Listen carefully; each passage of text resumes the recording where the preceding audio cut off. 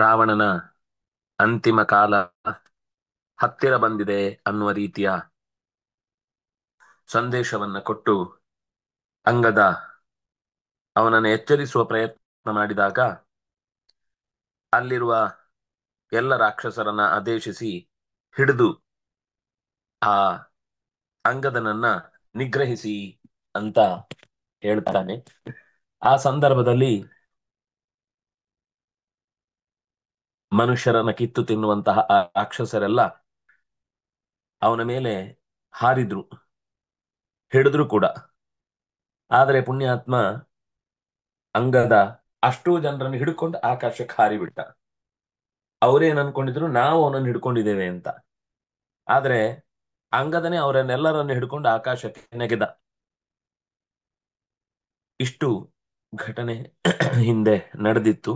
ತಂ ದ್ವಿತೀಯ ಏಕ ಉಗ್ರವೇಗಾಹ, ಅತ್ಯಂತ ತೀಕ್ಷ್ಣವಾದ ವೇಗವುಳ್ಳಂತಹ ರಾಕ್ಷಸರು ಅಂತ ಅರ್ಥ. ಉಗ್ರವೇಗಾಹ ಪುಲ್ಲಿಂಗ ಪ್ರಥಮ ಬಹು, ಜಗೃಹು ಹಿಡಿದರು, ಗ್ರಹ ಉಪಾದಾನೆ ಲಿಟ್ ಪ್ರಥಮ ಬಹು, ನರಾಶಾಹ ನರಂ ಅಶ್ನಂತಿ ಇತಿ ನರಾಶಾ, ಅಶ್ನಂತಿ ಇತಿ ನರಾಶಃ, ಬಹುವಚನ ನರಾಶಾಹ, ಅಶ್ನಂತಿ ಇತಿ ನರಾಶಾಹ, ರಾಕ್ಷಸಾಹ ಇತ್ಯರ್ಥಃ. ಪುಲ್ಲಿಂಗ ಪ್ರಥಮ ಬಹು, ಸಹ ಪುಲ್ಲಿಂಗ ಪ್ರಥಮ ಏಕ, ತಾನ್ ದ್ವಿತೀಯ ಬಹು, ಸಮಾದಾಯ ಲೆಪ್ರತ್ಯಂತಮವ್ಯಯಂ, ಖಂ ಆಕಾಶಂ ದ್ವಿತೀಯ ಏಕವಚನ, ಉತ್ಪಪಾತ ಲಿಟ್ ಪ್ರಥಮ ಏಕ ಪತಲಗತೌ, ತೇ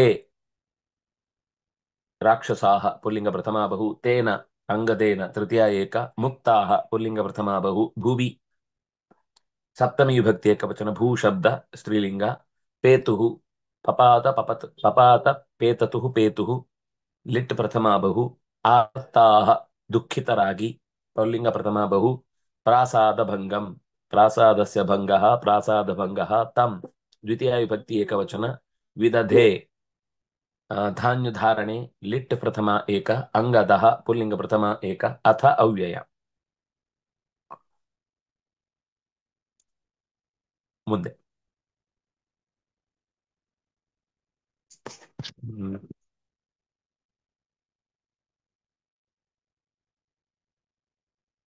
ಗುರುರಾಜ ಹೇಳ. ಪ್ರಾಸಾದ ಭಂಗಾದಥ ರಾವಣಸ್ಯ, प्रासादभङ्गादथ रावणस्य प्रासादभङ्गादथ रावणस्य ಪ್ರಸಾದ ಭಂಗೋ ನಿತರಾಂ ಬಭೂವ, प्रसादभङ्गो नितरां बभूव प्रसादभङ्गो नितरां बभूव ಪ್ರಸಾದ ಭಂಗಾದ್ವಿಷತೋ ಮುಕುಂದ, प्रसादभङ्गाद्विषतो मुकुन्द प्रसादभङ्गाद्विषतो मुकुन्द ಪ್ರಸಾದ ಮುನ್ಮೇಷಿತವಾನ್ ಕಪೀಂದ್ರಃ, प्रसादमुन्मेषितवान् कपीन्द्रः प्रसादमुन्मेषितवान् कपीन्द्रः ಹ್ಮ್ ಪ್ರಾಸಾದ ಅಂದ್ರೆ ಆಗ ಅವನು ಒಳಗೆ ಹಾರ್ಕೊಂಡು ಬರುವ ಹೊತ್ತಿನಲ್ಲಿ ಆ ಮೇಲಿನ ಕಟ್ಟಡದ ಮಹಡಿಗಳ ಸಾಲೇನಿದೆ ಅವನು ಆಕಾಶಕ್ಕೆ ನೆಗೆದ್ನಲ್ವಾ, ಆಗ ಎಲ್ಲ ಪುಡಿ ಪುಡಿಯಾಗಿ ಹೋಯ್ತು. ಪ್ರಾಸಾದ ಪೂರ್ತಿ ಭಂಗ ಆಗಿ ಹೋಯ್ತು, ಮೇಲಿನ ಉಪ್ಪರಿಗಳೇ ಮುರಿದು ಹೋದವು. ಆಗ ಏನಾಯ್ತು ಅಂದ್ರೆ ರಾವಣಸ್ಯ ಪ್ರಸಾದ ಭಂಗ ನಿತರಾಂ ಬಭೂವ, ರಾವಣನ ಪ್ರಸಾದ ಭಂಗ ಆಯ್ತು. ಪ್ರಾಸಾದ ಭಂಗದಿಂದ ಪ್ರಸಾದ ಭಂಗ ಆಯ್ತು. ಪ್ರಸಾದ ಅಂದ್ರೆ ಪ್ರಸನ್ನತೆ. ಅವನ ಮುಖ ಕಪ್ಪಿಟ್ಟಿತು. ಅಂದ್ರೆ ತನ್ನ ಅರಮನೆಯ ಒಳಭಾಗದ ಮುಖ್ಯ ಮುಚ್ಚಿಗೆನೆ ಆಕಾಶಕ್ಕೆ ತೆರವಾಗಿ ಬಿಡ್ತು. ಒಂದು ಕಪಿ ಹಾರುವ ವೇಗದಲ್ಲಿ ಗೋಡೆ ಮೇಲಿನ ಉಪ್ಪರಿಗೆಯನ್ನೇ ಮುರಿದು ಹಾಕ್ತಲ್ವಾ ಅಂತ ಅವನಿಗೆ ಒಳಗಿನಿಂದ ಸಿಕ್ಕಾಪಟ್ಟೆ ಅವನ ವ್ಯಥೆಗೆ 100 ಮಡಿ ಹೆಚ್ಚು ಬಲ ಸಿಕ್ತು. ಅಂದ್ರೆ ವ್ಯಥೆ ಜಾಸ್ತಿ ಆಯಿತು. ಯಾವಾಗ ದ್ವಿಷತಃ ಪ್ರಸಾದ ಭಂಗಾತ್ ಮುಕುಂದ ಪ್ರಸಾದಂ ಉನ್ಮೇಷಿತವಾನ್ ಕಪೀಂದ್ರ, ಯಾವ ಶತ್ರುವಾದ ರಾವಣನ ಹೃದಯದಲ್ಲಿ ಪ್ರಸನ್ನತೆ ಭಗ್ನಗೊಂಡಿತೋ ಆಗ ಮುಕುಂದ ಪ್ರಸಾದ ಆಯಿತು. ಅವನ ಪ್ರಾಸಾದ ಭಂಗದಿಂದ ರಾವಣನ ಮುಖ ಪ್ರಸನ್ನತೆ ಹೋಯಿತು.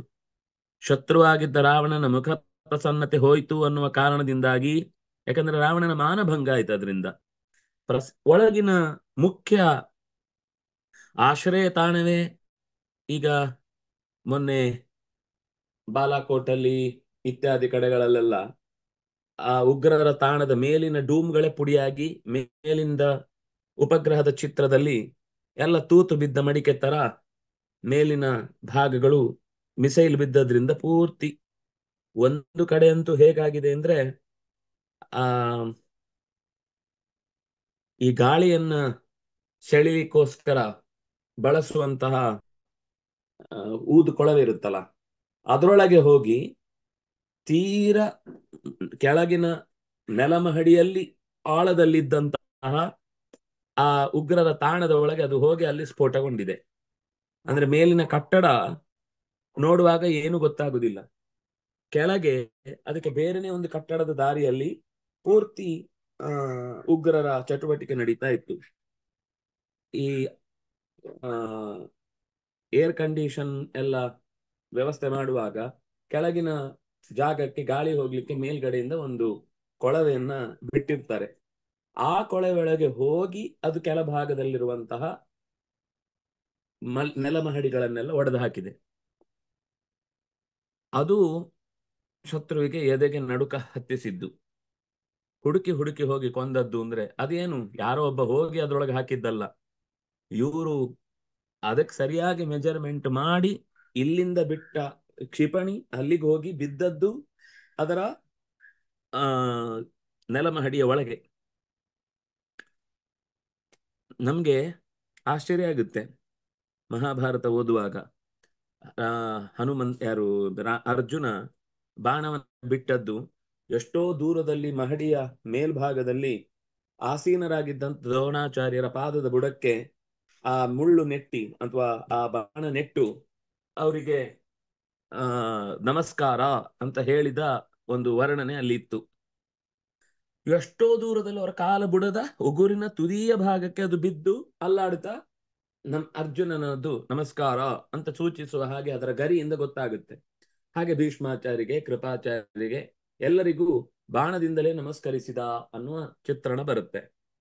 ಹಾಗೆ ಇಲ್ಲಿ ಶತ್ರುವಿನ ಎದೆಯ ನಡುವಿಗೆ ಹೋಗಿ ಹೊಡೆದ ಹಾಗೆ ಅವನ ಮಹಡಿಯ ಮೇಲ್ಭಾಗವೇ ಹಾರಿ ಹೋದದ್ರಿಂದ ಅವನ ಪ್ರಸನ್ನತೆ ಭಗ್ನಗೊಂಡಿತು. ಆ ಮಾನಭಂಗವಾದದ್ರಿಂದ ಮುಕುಂದನ ಪ್ರಸಾದವು ಕೂಡ ಆ ಕಪೀಂದ್ರನ ವಿಷಯದಲ್ಲಿ ಉನ್ಮೇಷಿತವಾನ್, ಅದು ವಿಕಾಸ ಉಂಟಾಯಿತು.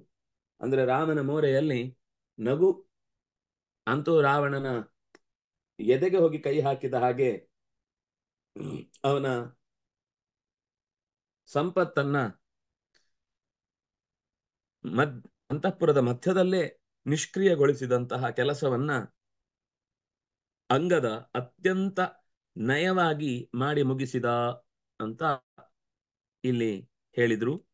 ಪ್ರಾಸಾದಸ್ಯ ಭಂಗಃ ಪ್ರಾಸಾದ ಭಂಗಃ ತಸ್ಮಾತ್ ಪ್ರಾಸಾದ ಭಂಗಾತ್ ಷಷ್ಠಿ ಪಂಚಮಿ ಏಕ ಅಥ ಅವ್ಯಯ ಪ್ರಾಸಾದ ಭಂಗಾತ್ ಅಥ ಆಗ ತಕಾರಕ್ಕೆ ದಕಾರ ಜಸ್ತ್ವ ರಾವಣಸ್ಯ ಷಷ್ಠಿ ಏಕ ಪ್ರಸಾದ ಭಂಗಃ ಪ್ರಸಾದಸ್ಯ ಭಂಗಃ ಷಷ್ಠಿ ಏಕ ಸಾರಿ ಷಷ್ಠಿ ತತ್ಪುರುಷ ಭಂಗಃ ಪುಲ್ಲಿಂಗ ಪ್ರಥಮ ಏಕ ನಿತರಾಂ ಅವ್ಯಯ ಬಭೂವ ಭೂಸತ್ತಾಯಾಂ ಲಿಟ್ ಪ್ರಸಾದ ಭಂಗಾತ್ ಮತ್ತದೇ ಸೇಮ್ ಪಂಚಮಿ ಏಕ ದ್ವಿಶತಃ ಶತ್ರುವಿನ ಷಷ್ಠಿ ವಿಭಕ್ತಿ ಏಕವಚನ ಮುಕುಂದ ಪ್ರಸಾದಂ ಮುಕುಂದಸ್ಯ ಪ್ರಸಾದಃ ಮುಕುಂದ ಪ್ರಸಾದಃ ತಂ ಮುಕುಂದ ಪ್ರಸಾದಂ ದ್ವಿತೀಯ ಏಕ ಉನ್ಮೇಷಿತವಾನ್ ತವತು ಪ್ರತ್ಯಯಾಂತವಾದ ಶಬ್ದ. ಉನ್ಮೇಷ ಅಂದ್ರೆ ವಿಕಾಸಗೊಳ್ಳುವುದು, ಅರಳುವುದು. ನಿಮೇಷ ಉನ್ಮೇಷ, ಉನ್ಮೀಲನ ನಿಮೀಲನ ಅಂತ ಕರೀತಾರೆ ಅದನ್ನ.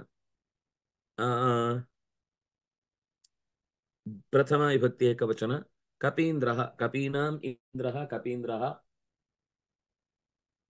ಪುಲ್ಲಿಂಗ ಪ್ರಥಮ ಏಕ.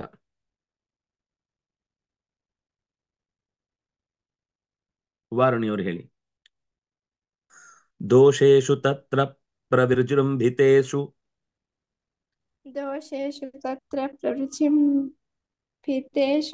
दोषेषु तत्र प्रविजृम्भितेषु द्वाराणि देवोऽन्यरुणत्पुरस्य द्वाराणि देवोऽन्यरुणत्पुरस्य द्वाराणि देवोऽन्यरुणत्पुरस्य आयासनिःश्वासपरं पुरं तत् आयासनिःश्वासपरं पुरं तत् आयासनिःश्वासपरं पुरं तत् पर्याकुलं मंक्षु बभूव शोच्यम् पर्याकुलं मंशु बभूव शोच्यम् पर्याकुलं मंशु बभूव शोच्यम् ಹ್ಮ್ ರಾವಣನಲ್ಲಿ ಭಗವದ್ವೇಷವೇ ಮೊದಲಾದಂತಹ ದೋಷಗಳು ತುಂಬಿ ತುಳುಕ್ತಾ ಇರುವಾಗ, ಪ್ರವಿಜೃಂಭಿತ ಅಂದ್ರೆ ತುಂಬ ತುಳುಕ್ತಾ ಇದೆ ಅಂತ, ಆಗ ರಾಮ ಈ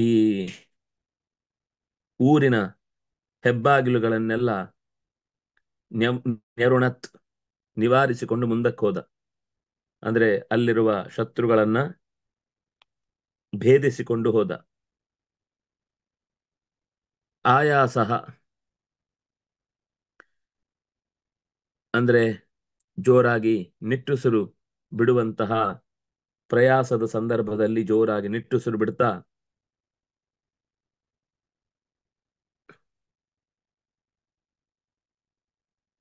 ಏನಾಯ್ತು, ಇದರಿಂದ ಅವನು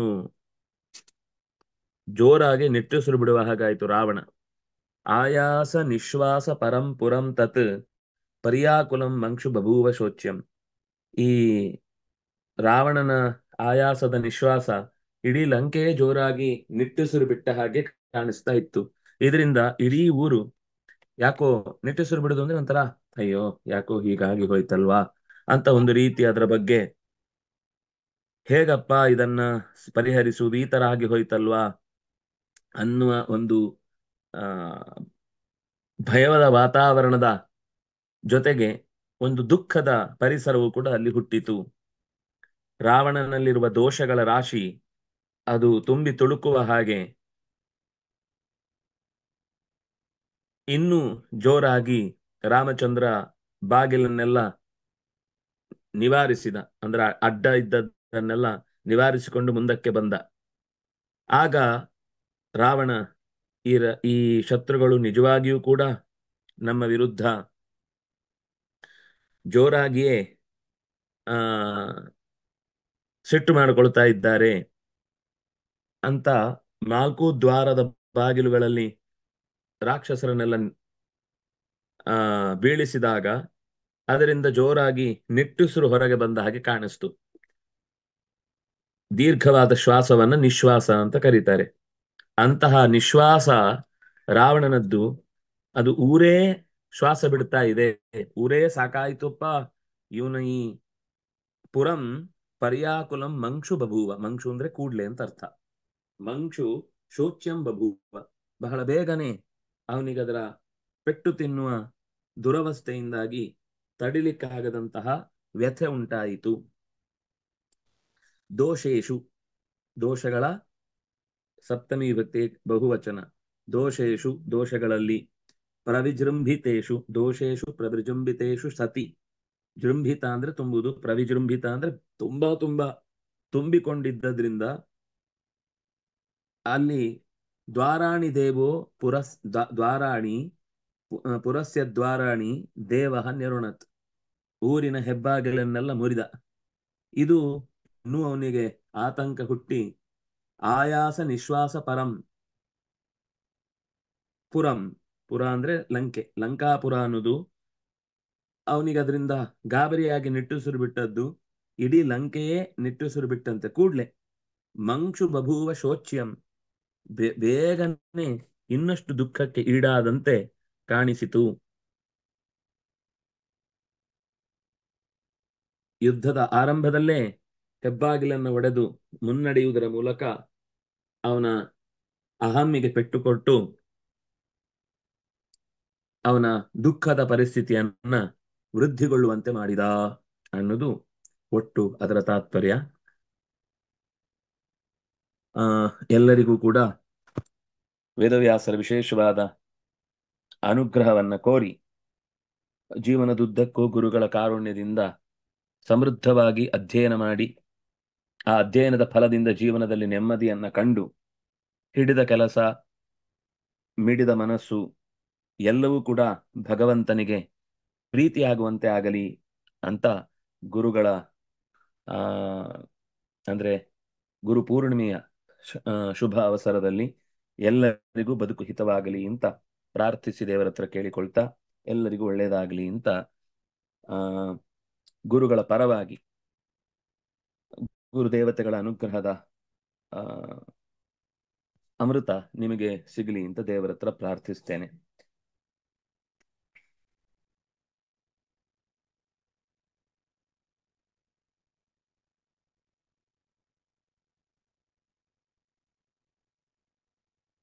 ಇವತ್ತು ಇಷ್ಟು ಸಾಕು. ನಾಳೆ ಇಲ್ಲ, ನಾಳಿದ್ದು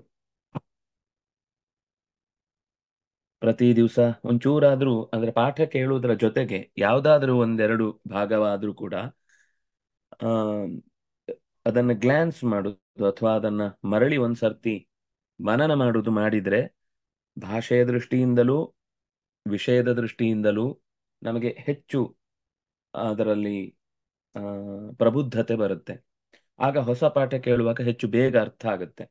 ನಾವು ಹಿಂದಿನ ಪಾಠ ಕೇಳಿದ್ದನ್ನು ಮರ್ತು ಬಿಟ್ರೆ ಹೊಸ ಪಾಠ ಕೇಳುವಾಗ ಪ್ರತಿ ಸರ್ತಿ ನಾವು ಹೊಸಬರಾಗಿ ಬಿಡ್ತೇವೆ.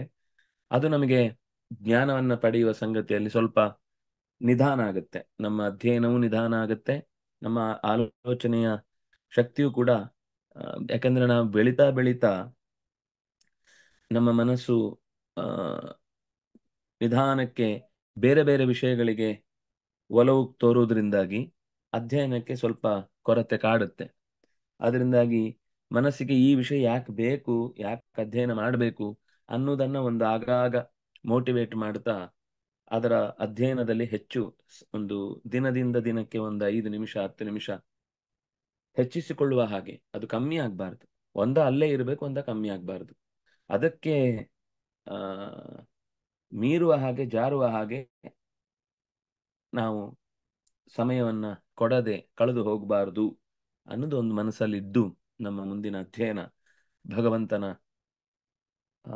ತಿಳುವಳಿಕೆಯ ಕಡೆಗೆ, ಭಗವಂತನ ದರ್ಶನದ ಕಡೆಗೆ ನಮ್ಮನ್ನ ಕರ್ಕೊಂಡು ಹೋಗ್ಲಿ ಅಂತ ಪ್ರಾರ್ಥಿಸಿ ಆಚಾರ್ಯರಲ್ಲಿ, ವೇದವ್ಯಾಸರಲ್ಲಿ, ಗುರು ಪರಂಪರೆಯ ಸಮಸ್ತ ಹಿರಿಯರಲ್ಲಿ ಹೃತ್ಪೂರ್ವಕವಾಗಿ ಪ್ರಾರ್ಥಿಸಿ ಎಲ್ಲರಿಗೂ ಶ್ರೇಯೋಭಿವೃದ್ಧಿ ಆಗಲಿ ಅಂತ ಹಾರೈಸ್ತಾ ಇದ್ದೇನೆ. ಶ್ರೀ ಹರಿ ಪ್ರಿಯತಾಂ ಶ್ರೀಕೃಷ್ಣ ಅರ್ಪಣಮಸ್ತು.